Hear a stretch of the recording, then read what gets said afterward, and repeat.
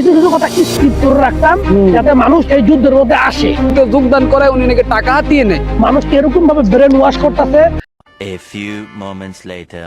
এই সেই সুয়েল মোর্জা নীরব ভাই, যে কিনা বাঙালিদেরকে যুদ্ধে নাকি যোগদান করিয়ে লক্ষ লক্ষ টাকা হাতিয়ে নিচ্ছে। এইরকম প্রশ্ন কিন্তু সোশ্যাল মিডিয়াতে বর্তমান সময়ে অনেক ঘুরতেছে এবং ওনাকে নিয়ে অনেক ধরনের আলোচনা সমালোচনা হইতেছে।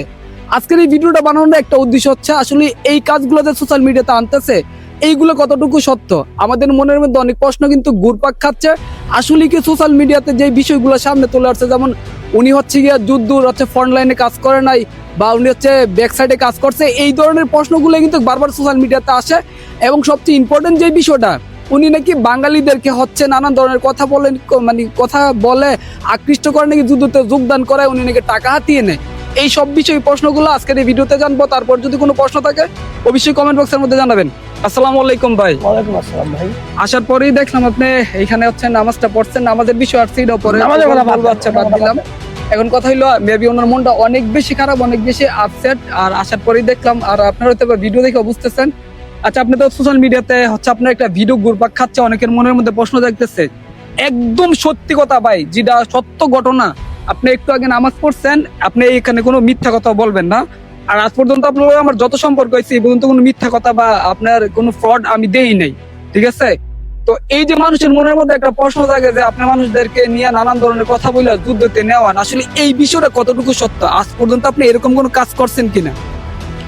একদম ভাই, সবচাইতে বড় প্রশ্ন হচ্ছে আমাকে নিয়ে যে ব্যক্তিটা টোল করতেছে সেই ব্যক্তি নিজে এআই দিয়ে ভিডিও করতেছে। এর আগের বার ভিডিও করছে 60,000 থেকে হয়ে গেছে কত 80,000। এখন আবার ভিডিও তৈরি করছে 80,000 থেকে এখন 90,000 উপরে হয়ে গেছে গা।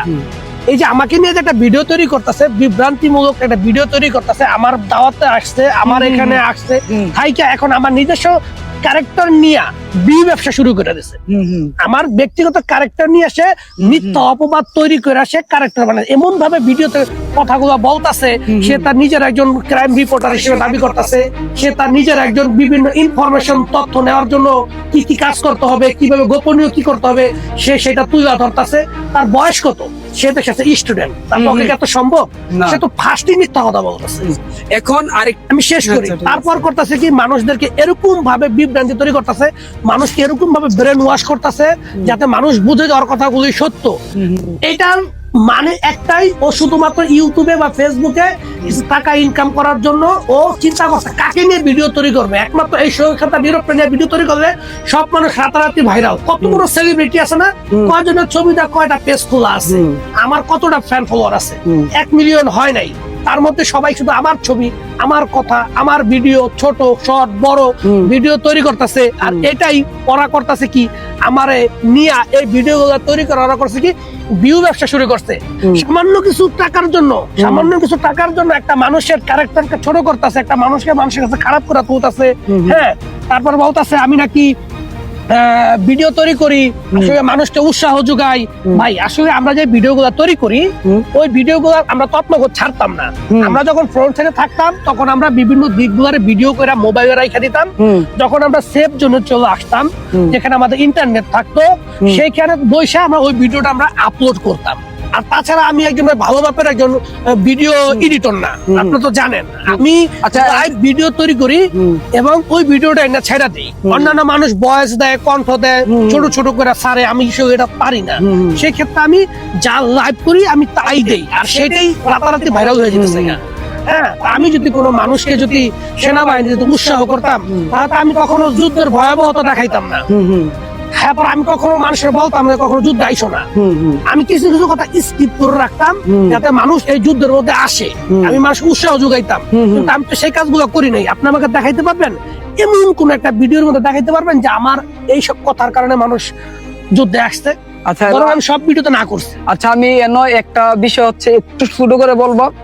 আপনারা যারা ভিডিও দেখা, মানে একটা ভিডিও বানাইছে, ভিডিও দেখা অনেকে যে ভাবতেছেন আমাদের কথা হইলো সবকিছুর একটা প্রুফ থাকে। আজ পর্যন্ত এমন কোন ভিডিও মানে দেখাইতে পারবেন যে উনি এই ধরনের কথা বলছে যে আসলে যুদ্ধ তেমন কোনো ইয়া না, কষ্ট না, বা এখানে জীবন মরণের কোনো খেলা না, এখানে আসলে যে কেউ সার্ভাইভ করে 1 বছর পরে কিন্তু পাসপোর্টটা পাইতে পারবে। এক কথা হইলো মানে মানে উৎসাহ, মানে একটা মানুষটা যে উৎসাহতা দেয় এরকম কোনো কিছু আছে কিনা, এরকম কোনো কিছু থাকলে অবশ্যই আপনারা ভিডিওতে দেখাইবেন। আচ্ছা যাই হোক, ওকে, আপনি এদেশে কি পড়ালেখা করতেছেন?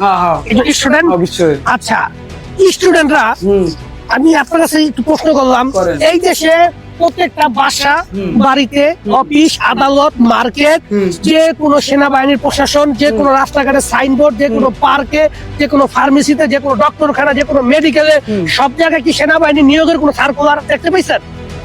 শুধু উনি যে যে জায়গাগুলো বলছে শুধু ওই জায়গার মধ্যে না, বিশেষ করে আমরা একটা মার্কেটের সামনে সবসময় আড্ডা দেই, ওইখানের মধ্যে কয়দিন পর পর চেঞ্জ করে টাকা বাড়ায় বাড়ায় দিয়ে পোস্টার লাগাই দেয়।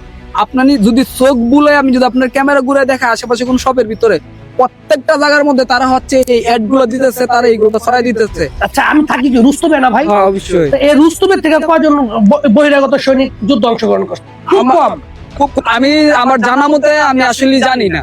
হ্যাঁ, করছে অন্যান্য কিনা? বিভাগ, এই রাশিয়াটা বিশাল বড়, বিভিন্ন বিভাগ থেকে আসতে আসতে বহিরাগত সৈনিক। এই মানুষ বলতেছে আমি নাকি যুদ্ধে নিয়ে গেছি। আরে ভাই, বাঙালিরা তো সব সর্বশেষ লাস্ট অফিসে ঢুকছে। না না, দাঁড়ান, এইখানের মধ্যে আরেকটা প্রশ্ন আপনার করতে চাই। এই যে একটা যে ফোন রেকর্ড ছিল, তারা নাকি যুদ্ধের ময়দানও আছে থাইকা, তারা নাকি আপনার যে কোম্পানি ছিল, কোম্পানির নামটা কি ছিল? আমার ছিল সিনোপেক। সিনোপেক কোম্পানির মধ্যে নাকি 10-12 জন কাজ করতো, তাদেরকে নাকি অন্য কোম্পানিতে কাজ দেওয়ার কথা বললে নাকি তাদেরকে যুদ্ধ নিচ্ছেন। বাকি সকল অবাক করা তথ্য দেখতে পারবেন দ্বিতীয় পর্বে। আজকের এই ভিডিওটি পর্যন্ত, সবাইকে ধন্যবাদ।